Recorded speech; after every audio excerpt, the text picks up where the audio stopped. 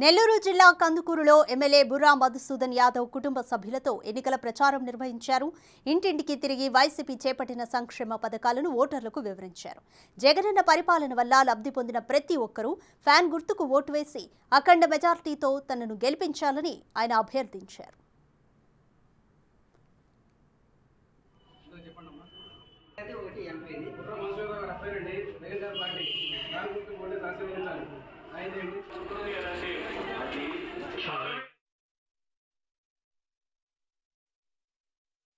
YSR Congress party అధ్యక్షులు YS Jaganmohan Reddy గారు నిన్న సాయంత్రం కందుకూరులో రోడ్ షో చేయడం అందరూ కూడా తెలిసిన విషయమే.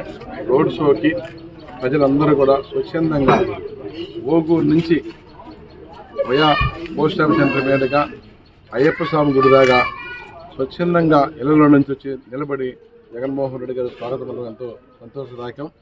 ముఖ్యంగా అడిగాను, అక్కడక్కడ కూడా మేము దిగి ఆపి అడిగాం. ఒకటే, మాకు జగన్మోహన్ రెడ్డి గారి వల్ల మాకు మేలు జరిగింది, మా కుటుంబాలు మా జీవితాలు మారినాయి, సంక్షేమ పాలన వల్ల మాకెంతో అభివృద్ధి చెందాము.